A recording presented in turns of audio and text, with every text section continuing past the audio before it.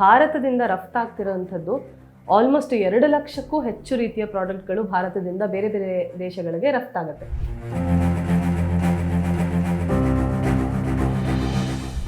ಕೂದಲು ಎಲ್ಲ ರೀತಿಯ ಕೂದಲು, ಯಾವ ಬಣ್ಣದ ಕೂದಲಾದ್ರೂ ಅಷ್ಟೇ, ಯಾವ ಶೇಡ್ದಾದ್ರೂ ಅಷ್ಟೇ, ಯಾವ ಏಜ್ನವ್ರದ್ದಾದ್ರೂ ಅಷ್ಟೇ, ಎಲ್ಲ ಕೂದಲು ಕೂಡ ಎಕ್ಸ್ಪೋರ್ಟ್ ಆಗುತ್ತೆ.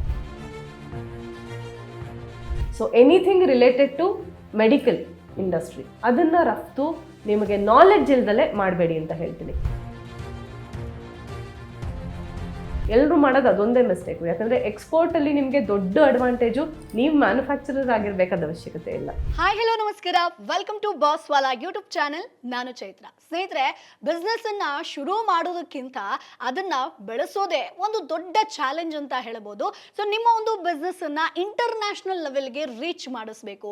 ನಿಮ್ಮ ಪ್ರಾಡಕ್ಟ್ ನ ನೀವು ಬೇರೆ ದೇಶಗಳಿಗೆ ರಫ್ತು ಮಾಡಬೇಕು, ಅಂದ್ರೆ ಎಕ್ಸ್ಪೋರ್ಟ್ ಮಾಡಿ ಹೆಚ್ಚಿನ ಆದಾಯವನ್ನ ಮಾಡಬೇಕು ಅಂತಂದ್ರೆ ಮೊದಲನೇದಾಗಿ ನೀವು ಎಕ್ಸ್ಪೋರ್ಟ್ ಅನ್ನ ಯಾವ ರೀತಿಯಾಗಿ ಮಾಡಬೇಕಾಗತ್ತೆ, ಇಂಡಿಯಾದಲ್ಲಿ ಎಕ್ಸ್ಪೋರ್ಟ್ ಬಿಸ್ನೆಸ್ ಅನ್ನ ಹೇಗೆ ಶುರು ಮಾಡಬೇಕು ಅನ್ನೋದು ಇನ್ ಡೀಟೇಲ್ ಆಗಿ ನಿಮಗೆ ಮಾಹಿತಿ ಇರಬೇಕಾಗತ್ತೆ. ಸೊ ನೀವು ಕೂಡ ನಿಮ್ಮ ಪ್ರಾಡಕ್ಟ್ ಅನ್ನ ಬೇರೆ ಲೆವೆಲ್ಗೆ ರೀಚ್ ಮಾಡಿಸ್ಬೇಕು, ಬೇರೆ ದೇಶಗಳಿಗೆ ಕೂಡ ರಫ್ತು ಮಾಡಬೇಕು ಅಂತ ಇದ್ರೆ ಈ ವಿಡಿಯೋವನ್ನ ಮಿಸ್ ಮಾಡದೆ ಕೊನೆ ತನಕ ನೋಡಿ. ಸೊ ಎಕ್ಸ್ಪೋರ್ಟ್ ಬಿಸ್ನೆಸ್ ಅಲ್ಲಿ ಸುಮಾರು 20 ವರ್ಷಗಳಿಗಿಂತಲೂ ಹೆಚ್ಚು ಅನುಭವ ಹೊಂದಿರುವಂತಹ ಶ್ರೀವಿದ್ಯಾ ಅವರು ಇವತ್ತು ನಿಮಗೆ ಸಾಕಷ್ಟು ಮಾಹಿತಿಯನ್ನ ತಿಳಿಸ್ಕೊಡ್ತಾರೆ. ಹಾಗಾಗಿ ಮಿಸ್ ಮಾಡದೆ ಈ ವಿಡಿಯೋವನ್ನ ಕಂಪ್ಲೀಟ್ ಆಗಿ ವಾಚ್ ಮಾಡಿ. ಈ ಮಾಡ್ಯೂಲ್ನಲ್ಲಿ ಬಹಳ ಮುಖ್ಯವಾದದ್ದು ನಾವು ಹೇಗೆ ರಫ್ತು ಮಾಡುವುದು, ಎಕ್ಸ್ಪೋರ್ಟ್ ಮಾಡೋದು ಹೇಗೆ. ಇನ್ನೊಂದು ಬಹಳ ಮುಖ್ಯವಾದದ್ದು ಪ್ರಾಡಕ್ಟ್ಗಳ ಆಯ್ಕೆ ಮಾಡೋದು ಹೇಗೆ, ಯಾವ ಪ್ರಾಡಕ್ಟನ್ನು ನಾವು ಆಯ್ಕೆ ಮಾಡಬೇಕು, ಯಾವ ಪ್ರಾಡಕ್ಟ್ಗಳ ಆಯ್ಕೆ ಮಾಡಬಾರ್ದು. ಬಹಳ ಮುಖ್ಯವಾದ ವಿಚಾರವನ್ನು ಶ್ರೀವಿದ್ಯಾ ಕಾಮತ್ ಅವರಿಂದ ಕಲಿಯೋಣ. ಮೇಡಮ್, ಮೊದಲಿಗೆ ಪ್ರಾಡಕ್ಟ್ ವಿಚಾರಕ್ಕೆ ಬರೋಣ. ಈಗ ಕೆಲವೊಂದು ಪ್ರಾಡಕ್ಟ್ಗಳ ಆಯ್ಕೆಯನ್ನು ನಾವು ಮಾಡ್ಬೋದು, ಕೆಲವೊಂದು ಪ್ರಾಡಕ್ಟ್ಗಳು ಆಯ್ಕೆ ಮಾಡಲೇಬಾರ್ದು ಅಂತಲೂ ಇದೆ. ಈ ಆಯ್ಕೆ ಮಾಡುವ ಪ್ರಾಡಕ್ಟ್ ಯಾವುದು, ಆಯ್ಕೆ ಮಾಡಬಾರದ ಪ್ರಾಡಕ್ಟ್ ಯಾವುದು ಅಂತ? ಓಕೆ, ಆಯ್ಕೆ ಮಾಡುವ ಪ್ರಾಡಕ್ಟ್ಗಳಂದರೆ ಭಾರತದಿಂದ ರಫ್ತಾಗ್ತಿರೋಂಥದ್ದು ಆಲ್ಮೋಸ್ಟ್ 2 ಲಕ್ಷಕ್ಕೂ ಹೆಚ್ಚು ರೀತಿಯ ಪ್ರಾಡಕ್ಟ್ಗಳು ಭಾರತದಿಂದ ಬೇರೆ ಬೇರೆ ದೇಶಗಳಿಗೆ ರಫ್ತಾಗುತ್ತೆ. ಒಂದು ಗೆಸ್ ಕೊಡೋಕ್ಕಾಗತ್ತಾ ಯಾವುದು ಎಲ್ಲದಕ್ಕಿಂತ ಹೆಚ್ಚು ರಫ್ತಾಗ್ತಿರಬಹುದು ಭಾರತದಿಂದ? Any rough guess? Drinks? No, ತೆಂಗಿನಕಾಯಿ. So coconut is the most exported product from India. ಅಷ್ಟು ಜಾಸ್ತಿ ಕೋಕೋನಟ್ಟು ಭಾರತದಿಂದ ಬೇರೆ ಬೇರೆ ದೇಶಗಳಿಗೆ ರಫ್ತಾಗುತ್ತೆ. ಅಫ್ಕೋರ್ಸ್ ಲಿಕ್ಕರ್ ಕೂಡ ರಫ್ತಾಗುತ್ತೆ. ಡಿಸೈನರ್ ಸ್ಟೇಷನರಿ ಅಂತ ಹೇಳ್ತೀವಿ, ಫ್ಯಾನ್ಸಿ ಸ್ಟೇಷನರಿ, ಅದು ತುಂಬ ರಫ್ತಾಗುತ್ತೆ ಈಗಿನ ಕಾಲದಲ್ಲಿ. ಅಂದರೆ ನಾವು ಇವಾಗ ಪೆನ್ಸಿಲ್ ಹಿಂದ್ಗಡೆ ಏನೋ ಒಂದು ಇರೋದು, ಮತ್ತು ಆ ಸ್ಕೇಲಲ್ಲಿ ಒಂದು ಮೇಜ್ ಇರುತ್ತೆ, ಅದನ್ನ ಮಕ್ಳು ಹಿಂಗೆ ಇಟ್ಕೊಂಡು ಆಟಾಡ್ತಾರೆ, ಆ ಥರದ್ದೆಲ್ಲ ಫ್ಯಾನ್ಸಿ ಎಲ್ಲ ಬರುತ್ತೆ. ಇವಾಗ ರಬ್ಬರೇನೆ ಏನೇನೋ ಶೇಪ್ಗಳಿರುತ್ತೆ, ಮೆಂಡರ್ ಏನೇನೋ ಶೇಪ್ ಇರುತ್ತೆ, ಅದನ್ನ ರಬ್ಬರಲ್ಲಿ ಅಳಿಸಿದ್ಮೇಲೆ ಹೀಗೆ ಮಾಡೋಕೆ ಒಂದು ಬ್ರಷ್ ಇರುತ್ತೆ. ಸೊ ಈ ಥರದನ್ನೆಲ್ಲ ಫ್ಯಾನ್ಸಿ ಸ್ಟೇಷನರಿ ಅಂತ ಹೇಳ್ತೀವಿ. ಇದರ ರಫ್ತು ತುಂಬ ಜಾಸ್ತಿ ಆಗುತ್ತೆ, ನೀವು ಇಮ್ಯಾಜಿನೂ ಮಾಡ್ಕೊಳಕ್ಕಾಗಲ್ಲ, ಅಷ್ಟು ರಫ್ತಾಗುತ್ತೆ.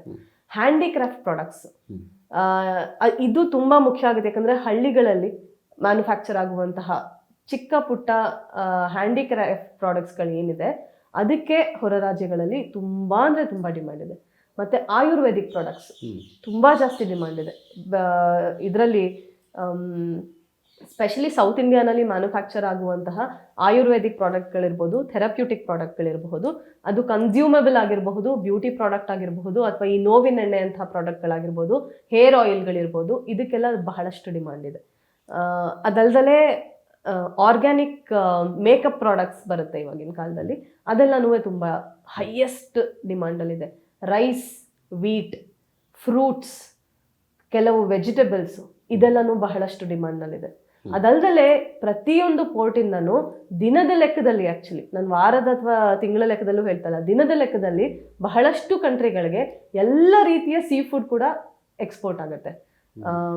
ಶ್ರಿಂಪು, ಪ್ರಾನು, ಕ್ರ್ಯಾಬು, ಬೇರೆ ಬೇರೆ ವೆರೈಟಿ ಫಿಶ್ಗಳು, ಎಲ್ಲ ರೀತಿಯ ಸೀ ಫುಡ್ ಏನೇನಿದೆ ಪ್ರತಿಯೊಂದು ಕಂಟ್ರಿಗೂ ಎಕ್ಸ್ಪೋರ್ಟ್ ಆಗುತ್ತೆ. ಅದಲ್ದಲೇ ಕ್ಯಾಂಡ್ ಫುಡ್ ಅಂತ ಹೇಳ್ತೀವಿ, ಜಾಸ್ತಿ ದಿವಸ ಬಳಸಕ್ಕಾಗತ್ತೆ. ಕುಕುಂಬರಿಂದ ಹಿಡಿದು, ನಮ್ಮ ಹಾಸನದ ಸೌತೆಕಾಯಿಂದ ಹಿಡಿದು ಎಲ್ಲ ರೀತಿಯ ಕುಕುಂಬರ್ಗಳು, ಪಿಕಲ್ಡ್ ಕುಕುಂಬರ್ ಅದು, ಪಿಕಲ್ಸು ಅಷ್ಟೇ, ಉಪ್ಪಿನಕಾಯಿಗಳು, ಸಾಂಬಾರ್ ಪುಡಿಗಳು, ಮಸಾಲೆ ಪದಾರ್ಥಗಳು, spices, coffee powder, coffee bean, ಎಲ್ಲ ಪ್ರಾಡಕ್ಟ್ಗಳು ಇಂಡಿಯಾದಿಂದ ರಫ್ತಾಗುತ್ತೆ. ಅಂದರೆ ಭಾರತೀಯ ನಮ್ಮ ದೇಶದ ಎಲ್ಲ ಅಡುಗೆ ಪದಾರ್ಥಗಳು ಕೂಡ ರಫ್ತಾಗ್ತವೆ ಅಂತಾನೆ ಖಂಡಿತ ಆಯ್ತು. ಎಲ್ಲಾನು. ನಮ್ಮ ಆಕ್ಚುಲಿ ಹಂಗೆ ನೋಡೋಕಂದ್ರೆ ಸ್ಪೈಸು ನಮ್ಮ ಇಂಡಿಯನ್ ಕನ್ಸಪ್ಷನ್ಗೆ ಸಿಗೋದು ಕಡಿಮೆ, ಹ್ಮ್. ರಫ್ತಾಗದೆ ಜಾಸ್ತಿ, ಅಲ್ಲಿನೇ ಅವ್ರಿಗೆ ಲಾಭ ಜಾಸ್ತಿ.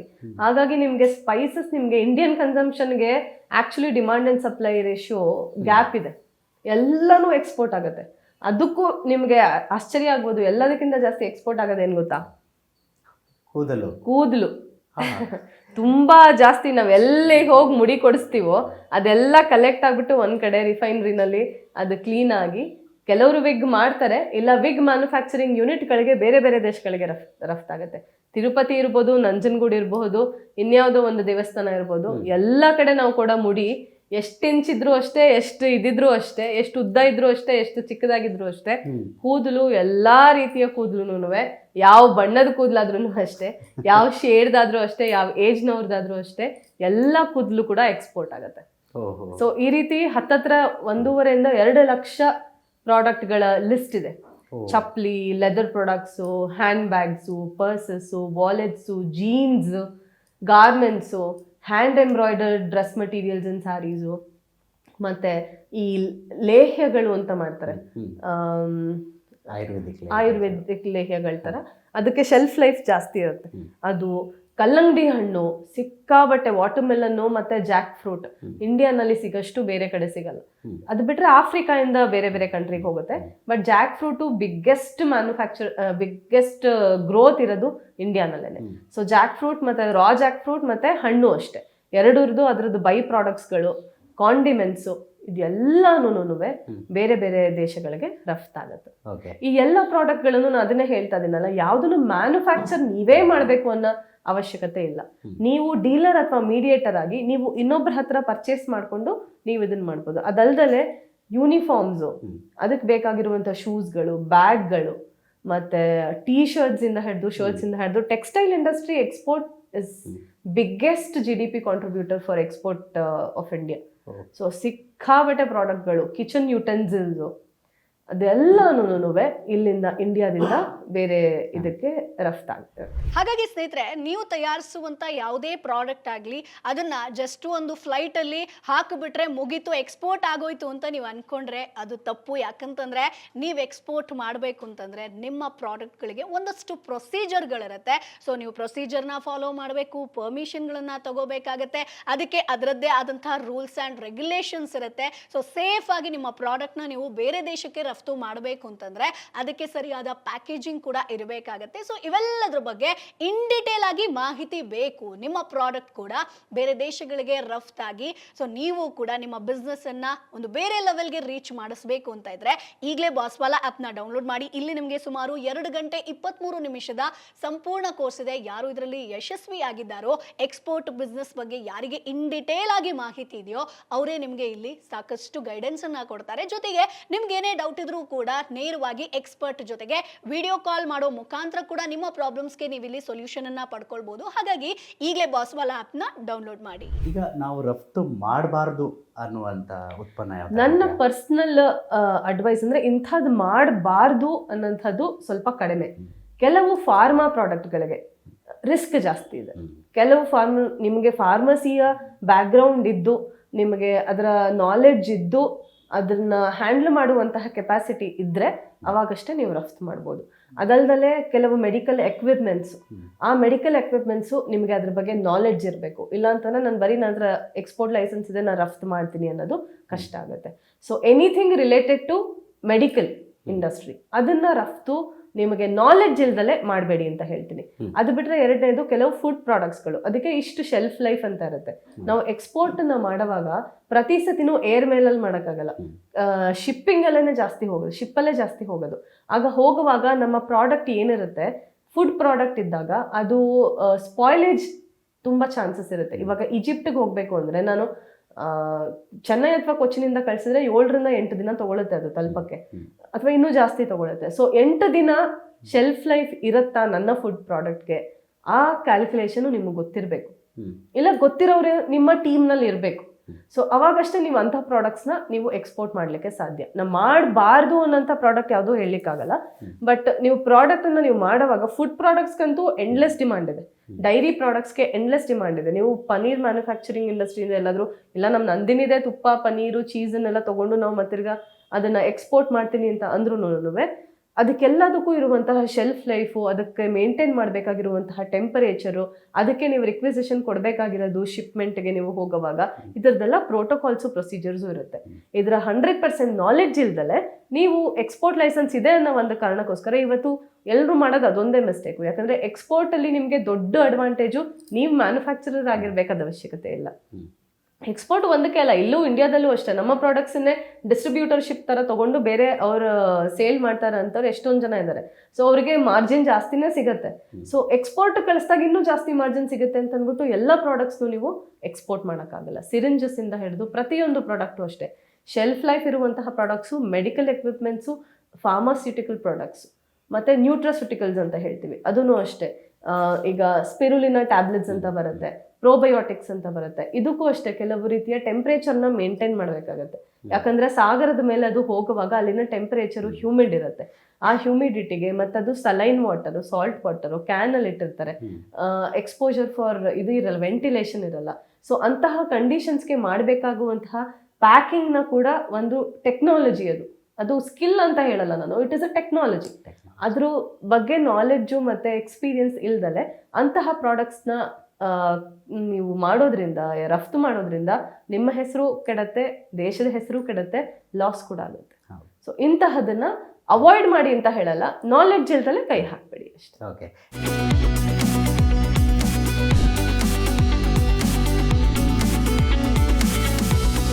ಈಗ ಭಾಳ ಮುಖ್ಯವಾದ ಸಂಗತಿಗೆ ಬರ್ತೀನಿ.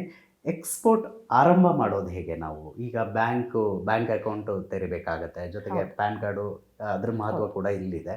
ಈ ಎಕ್ಸ್ಪೋರ್ಟ್ ಆರಂಭ ಮಾಡೋದು ಹೇಗೆ ಅಂತ? ನಿಮ್ಮದೇ ಒಂದು ಕಂಪನಿ ಇರಬೇಕು. ಕಂಪನಿ ಹೆಸರು ಯಾವಾಗ್ಲೂ ಇನ್ ಕೇಸ್ ನಿಮ್ಮದೇ ಮ್ಯಾನುಫ್ಯಾಕ್ಚರಿಂಗ್ ಯೂನಿಟ್ ಇದ್ರೆ, ನಿಮ್ಮ ಪ್ರಾಡಕ್ಟ್ ಮ್ಯಾನುಫ್ಯಾಕ್ಚರಿಂಗ್ ಯೂನಿಟ್ ಯಾವುದಿದೆ ಆ ಪ್ರಾಡಕ್ಟ್ ಮ್ಯಾನುಫ್ಯಾಕ್ಚರಿಂಗ್ ಯೂನಿಟ್ಗೆ ಸಂಬಂಧಪಟ್ಟಂತ ಹೆಸರು ಇಟ್ಕೊಂಡ್ರೆ ಸಾಕಾಗುತ್ತೆ. ಅದೇ ನೀವು ಒಬ್ಬ ಡಿಸ್ಟ್ರಿಬ್ಯೂಟರ್ ಆಗಿದ್ದು ಆ ಡಿಸ್ಟ್ರಿಬ್ಯೂಟರ್ ಥರ ನೀವೇನಾದರೂ ಎಲ್ಲ ರೀತಿಯ ಪ್ರಾಡಕ್ಟ್ನು ನಾನು ಬೇರೆ ಬೇರೆಯವರಿಂದ ಪ್ರೊಕ್ಯೂರ್ ಮಾಡಿಕೊಂಡು ನಾನು ಮಾಡ್ತೀನಿ ಅಂತಂದರೆ ಅದಕ್ಕೆ ಸರಿ ಹೊಂದುವಂತಹ ಒಂದು ಹೆಸರನ್ನ ಇಟ್ಕೋಬೇಕಾಗತ್ತೆ. ಯಾತಕ್ಕೆ ಅಂದರೆ ಅದು ಎಲ್ರಿಗೂ ಇಂಗ್ಲೀಷ್ ಬರಲ್ಲ. ಈಜಿಪ್ಟಲ್ಲಿ ಆ್ಯಕ್ಚುಲಿ ಇಂಗ್ಲೀಷ್ ಮಾತಾಡೋದೇ ಇಲ್ಲ. ಅರಬ್ ಕಂಟ್ರೀಸಲ್ಲೂ ಅಷ್ಟೇ ಅವ್ರಿಗೆ ಇಂಗ್ಲೀಷ್ ಆಗೋದೇ ಇಲ್ಲ. ಸೊ ಅವರೆಲ್ಲ ಇಂಗ್ಲೀಷ್ ಮಾತಾಡಲ್ಲ. ಸೊ ಎಲ್ರಿಗೂ ಒಂದು ಸ್ವಲ್ಪ ಕನೆಕ್ಟ್ ಆಗೋ ಥರ ಒಂದು ಹೆಸರು ಇಟ್ಕೊಂಡು ಎಲ್ಲ ರೀತಿ, ಅಥವಾ ಏನೋ ಒಂದು XYZ ಫುಡ್ ಪ್ರಾಡಕ್ಟ್ಸ್, ಅವಾಗ ನೀವು ಬರೀ ಫುಡ್ ಪ್ರಾಡಕ್ಟ್ಸ್ ಮಾತ್ರ ಮಾಡ್ಬೋದು. ಅಥವಾ XYZ ಫಾರ್ಮಾಸ್ಯೂಟಿಕಲ್ ಪ್ರಾಡಕ್ಟ್ಸ್, ಅವಾಗ ನೀವು ಬರೀ ಮೆಡಿಕಲ್ ರಿಲೇಟೆಡ್ ಮಾಡ್ಬೋದು ಅಷ್ಟೇ. XYZ handicrafts export India private limited ಅಂದರೆ ಬರೀ ಹ್ಯಾಂಡಿಕ್ರಾಫ್ಟ್ ಸಂಬಂಧಪಟ್ಟಂಥದ್ದು. ಅದರಲ್ಲಿ ನೀವು ಏನು ಬೇಕಾದರೂ ಮಾಡ್ಬೋದು. ಡೆಕೋರೇಟಿವ್ ಐಟಮ್ಸು, ಬಟ್ಟೆಗಳು, ಹ್ಯಾಂಡಿಕ್ರಾಫ್ಟದ್ದು ಇನ್ನೇನೋ ಒಂದು ಐಟಮು ಎಲ್ಲದನ್ನು ನೀವು ಮಾಡಬಹುದು. ಆದರೆ ಅದಕ್ಕೆ ಲಿಮಿಟೇಷನ್ ಆಗೋಗುತ್ತೆ. ಬಟ್ ಕೆಲವರು ಇರ್ತಾರೆ, ಏನಾದ್ರು anything under the sky, anything on earth ಎಲ್ಲವನ್ನು ಮಾಡ್ತಾರೆ. ಸೊ ಹೆಸರಿಟ್ಕೊಂಡು ಎಕ್ಸ್ಪೋರ್ಟ್ಸ್ ಇಂಡಿಯಾ ಪ್ರೈವೇಟ್ ಲಿಮಿಟೆಡ್ ಅಷ್ಟೇ ಇಟ್ಕೊಂಡ್ರೆ ಅದು ಈಸಿ. ಇದನ್ನ ಕಂಪನಿನ ನೀವು ರಿಜಿಸ್ಟರ್ ಮಾಡ್ಕೋಬೇಕು. ಪ್ರೊಪ್ರೇಟರ್ಶಿಪ್ ಅಥವಾ ನಾನು ಮುಂಚಿನ ಕೋರ್ಸ್ನಲ್ಲಿ ಹೇಳ್ಕೊಟ್ಟ ಹಾಗೆ ಪ್ರೊಪ್ರೇಟರ್ಶಿಪ್ಪು, ಪಾರ್ಟ್ನರ್ಶಿಪ್ಪು, ಪ್ರೈವೇಟ್ ಲಿಮಿಟೆಡು, LLP ಯಾವುದೇ ರೀತಿಯ ರಿಜಿಸ್ಟ್ರೇಷನ್ ಆಗಿರಬಹುದು. ನಿಮ್ಮದು ಕರೆಂಟ್ ಅಕೌಂಟ್ ಇರಬೇಕು. ಕರೆಂಟ್ ಅಕೌಂಟ್ ಇಲ್ದಲೇ ಮಾಡೋಕ್ಕಾಗಲ್ಲ. ಅದಕ್ಕೆ ನೀವು ಕರೆಂಟ್ ಅಕೌಂಟ್ ಮಾಡುವಾಗಲೇ ಕಂಪನಿಯ ಪ್ಯಾನ್ ಕಾರ್ಡು ಮ್ಯಾಂಡೇಟ್ರಿ ಇರುತ್ತೆ. ಅವಾಗ ಕಂಪ್ನಿ ಪ್ಯಾನ್ ಕಾರ್ಡ್ ಮಾಡ್ಕೋಬೋದು. ಇದಲ್ದಲೇ ನಿಮಗೆ ಎಕ್ಸ್ಪೋರ್ಟ್ ಕೋಡ್ ಬೇಕಾಗುತ್ತೆ. ನಿಮಗೆ ಎಕ್ಸ್ಪೋರ್ಟ್ ಲೈಸೆನ್ಸ್ ಬೇಕಾಗುತ್ತೆ. ಲೈಸೆನ್ಸ್ ರಿಜಿಸ್ಟ್ರೇಷನ್ ಮಾಡಿಕೊಂಡು ಆಮೇಲೆ IEC ಇಂಪೋರ್ಟ್ ಎಕ್ಸ್ಪೋರ್ಟ್ ಕೋಡ್ ಬೇಕಾಗುತ್ತೆ. ಈ ಕೋಡ್ನ ಮಾಡಿಸ್ಕೊಳ್ಬೇಕಾಗತ್ತೆ.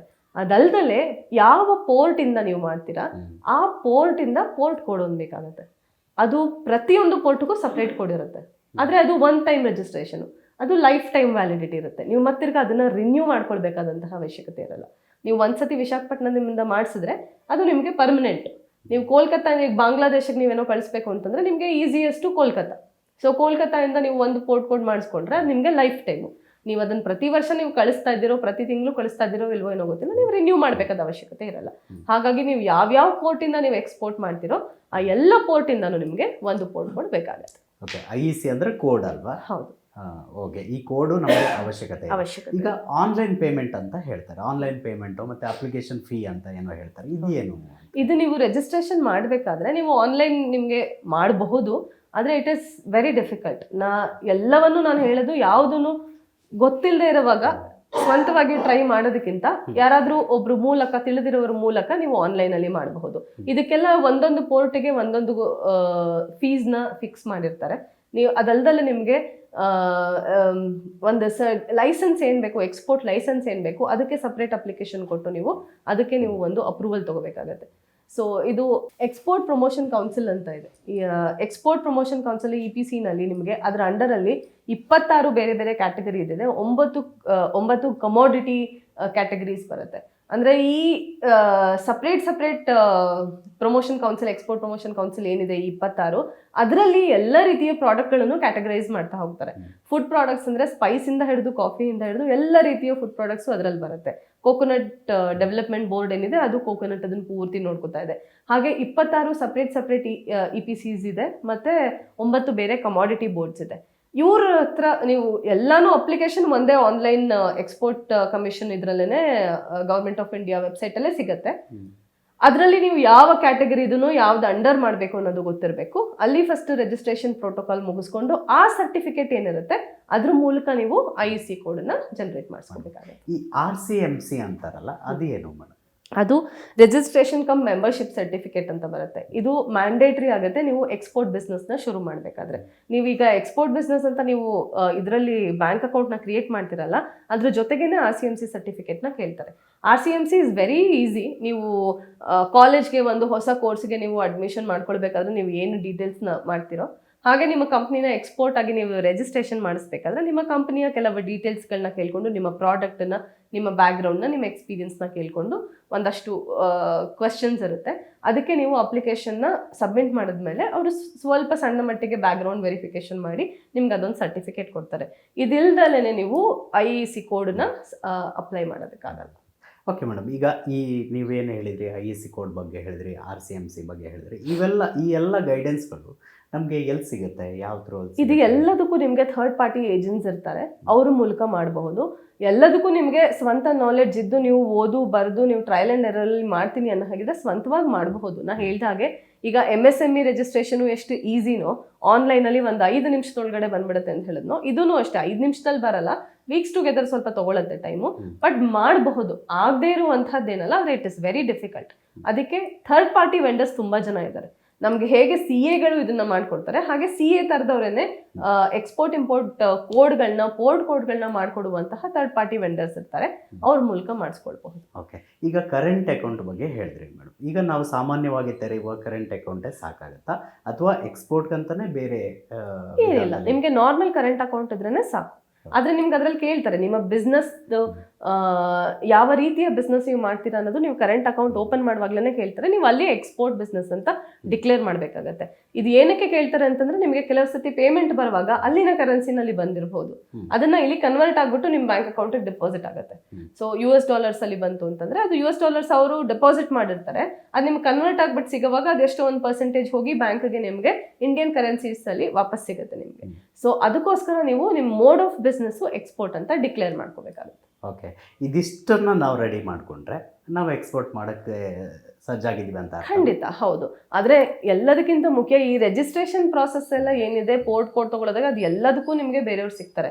ಆದರೆ ಮೇಜರ್ ಚಾಲೆಂಜ್ ಬರೋದು ಪ್ರಾಡಕ್ಟ್ ಯಾವುದು, ಅದನ್ನ ಎಲ್ಲಿ ಪ್ರೊಕ್ಯೂರ್ ಮಾಡ್ಕೊಳ್ತೀವಿ, ಅದರದ್ದು ಪ್ಯಾಕೇಜಿಂಗ್ ಸಿಸ್ಟಮ್ ಏನು, ಅದಲ್ದೇ ನಾವು ಮಾರ್ಕೆಟಿಂಗ್ ಹೇಗೆ ಮಾಡ್ತೀವಿ, ಬಯರ್ಸ್ನ ಹೆಂಗೆ ಹುಡುಕ್ತೀವಿ, ಇದೆಲ್ಲ ಮೇಜರ್ ಚಾಲೆಂಜ್ ಆಗ್ತಾ ಹೋಗುತ್ತೆ. ಅದ್ರ ಬಗ್ಗೆ ಸ್ವಲ್ಪ ಪ್ರಿಪೇರ್ಡ್ನೆಸ್ ಇತ್ತು ಅಂತಂದ್ರೆ ಎಕ್ಸ್ಪೋರ್ಟ್ ಬಿಸ್ನೆಸ್ ಮಾಡೋಕ್ಕೆ ರೆಡಿ ಅಂತಾನೆ ಅರ್ಥ. ನಾ ಅವಾಗಲೇ ಹೇಳಿದಾಗೆ 26 EPCs ಇದೆ, ಅಂದರೆ ಎಕ್ಸ್ಪೋರ್ಟ್ ಪ್ರಮೋಷನ್ ಕೌನ್ಸಿಲ್ಸ್. ಅದಲ್ಲದೆ 9 ಕಮಾಡಿಟೀಸ್ ಇದೆ. ಇದರ ಅಂಡರಲ್ಲಿ ಎಲ್ಲ ರೀತಿಯ ಪ್ರಾಡಕ್ಟ್ಗಳದ್ದು ರಿಜಿಸ್ಟ್ರೇಷನ್ ಆಗುತ್ತೆ. ಕೆಲವು ಫಾರ್ ಎಕ್ಸಾಂಪಲ್ ಇವಾಗ ಸ್ಪೈಸಸ್ನ ಮಾಡುವಂಥವ್ರು ಯಾರಿದ್ದಾರೆ, ಎಲ್ಲ ರೀತಿಯ ಸ್ಪೈಸಸ್ಸು, ಪೆಪ್ಪರಿಂದ ಹಿಡಿದು ಕಾರ್ಡಮಮ್ಮಿಂದ ಹಿಡಿದು ಎಲ್ಲದನ್ನೂ certificate of registration as an exporter of spices ಅಂತ ಹೇಳ್ತೀವಿ, CRES ಅಂತ, CRES. ಸೊ ಇದರ ಅಂಡರಲ್ಲಿ ನಾವು ಸರ್ಟಿಫಿಕೇಷನ್ ಆಫ್ ರಿಜಿಸ್ಟ್ರೇಷನ್ ಮಾಡಿಸ್ಬೇಕಾಗತ್ತೆ. ಸರ್ಟಿಫಿಕೇಟ್ ಆಫ್ ರಿಜಿಸ್ಟ್ರೇಷನ್ ಇದು ಸ್ಪೈಸಸ್ನ ನೀವು ಸ್ಪೆಸಿಫಿಕಲಿ ಮಾಡಬೇಕಾದ್ರೆ ಮ್ಯಾಂಡೇಟ್ರಿ ಆಗುತ್ತೆ. ಹಾಗೆಯೇ ಒಂದು ವೇಳೆ ನೀವು ಕೆಮಿಕಲ್ಸ್ನ ಎಕ್ಸ್ಪೋರ್ಟ್ ಮಾಡ್ತಾ ಇದ್ದೀರಾ ಅಂದರೆ, ಯಾವುದೇ ರೀತಿಯ ಕೆಮಿಕಲ್ ಆಗಿರ್ಬೋದು, ಸ್ಯಾನಿಟೈಸರ್ ಕೂಡ ಒಂದು ರೀತಿಯ ಕೆಮಿಕಲ್, ಹೌಸ್ ಕೀಪಿಂಗ್ ಕೆಮಿಕಲ್ಸ್ ಆಗಿರಬಹುದು, ಅಥವಾ ಫುಡ್ನ ನಾವು ಫುಡ್ ಸೇಫ್ಟಿ ಕೆಮಿಕಲ್ಸ್ ಆಗಿರಬಹುದು, ಮೆಡಿಕಲ್ ಸೇಫ್ಟಿ ಕೆಮಿಕಲ್ಸ್ ಆಗಿರಬಹುದು, ಯಾವುದೇ ರೀತಿಯ ಕೆಮಿಕಲ್ಸ್ನ ನೀವು ಎಕ್ಸ್ಪೋರ್ಟ್ ಮಾಡ್ತಾ ಇದ್ದೀರಾ ಅಂತ ಅಂದರೆ, ನೀವು ಕೇವಲ 50 ಲೀಟ್ರ್ ಮಾಡ್ತಾ ಇರಲಿ, 10 ಲೀಟ್ರ್ ಮಾಡ್ತಾ ಇರಲಿ, 50,000 ಲೀಟ್ರ್ ಮಾಡ್ತಾ ಇರಲಿ, ಅದಕ್ಕೆ ಒಂದು ಸಪ್ರೇಟ್ ರಿಜಿಸ್ಟ್ರೇಷನ್, ಸಪ್ರೇಟ್ ಪ್ರೋಟೋಕಾಲು ಎಲ್ಲನೂ ಇದೆ. ಕ್ಯಾಪೆಕ್ಸೆಲ್ ಅಂತ ಹೇಳ್ತೀವಿ, chemical and allied export promotional council ಅಂತ. ಅವರು ಬೇರೆ ರೀತಿಯ ಎವ್ಯಾಲ್ಯೂಯೇಷನ್ ಮಾಡ್ತಾರೆ. ನಿಮ್ಮ ಪ್ರಾಡಕ್ಟು, ನಿಮ್ಮ ಫಾರ್ಮುಲೇಷನ್ನ ಅವರ ಸ್ಟ್ಯಾಂಡರ್ಡ್ಸ್ಗೆ ಮೀಟ್ ಮಾಡಬೇಕಾಗತ್ತೆ. ಅದರದ್ದು ಡೀಟೇಲ್ಸ್ ಏನೇನಿದೆ ಅನ್ನೋದು ನಿಮಗೆ ಆ ಕೌನ್ಸಿಲ್ನಲ್ಲೇ, ಆ ಕೌನ್ಸಿಲ್ ಆಫೀಸಿಂದನೇ ಸಿಗುತ್ತೆ. ಸೊ ಕೆಮಿಕಲ್ನ ಎಕ್ಸ್ಪೋರ್ಟ್ ಮಾಡೋರು ಅದೇ ರೀತಿಯ ಕೆಮಿಕಲ್ ಎಕ್ಸ್ಪೋರ್ಟ್ ಮಾಡುವಂತಹ ಕೌನ್ಸಿಲಿಂದನೇ ಸರ್ಟಿಫಿಕೇಶನ್ ಆಫ್ ರಿಜಿಸ್ಟ್ರೇಷನ್ನ ತಗೊಳ್ಬೇಕಾಗತ್ತೆ. ಸೊ ಈ ಒಂದು ವಿಡಿಯೋ ನಿಮಗೆ ಯೂಸ್ಫುಲ್ ಆಗಿರುತ್ತೆ ಅಂತ ಅನ್ಕೊಳ್ತೀನಿ. ಮುಂದಿನ ವಿಡಿಯೋದಲ್ಲಿ ಮತ್ತಷ್ಟು ಬಿಸ್ನೆಸ್ ಐಡಿಯಾ ಜೊತೆ, ಮತ್ತಷ್ಟು ಮಾಹಿತಿ ಜೊತೆ ನಾನು ನಿಮ್ಮ ಮುಂದೆ ಹಾಜರಿರ್ತೀನಿ. ಅಲ್ಲಿವರೆಗೂ tata bye bye. Boss Wala. Be the boss.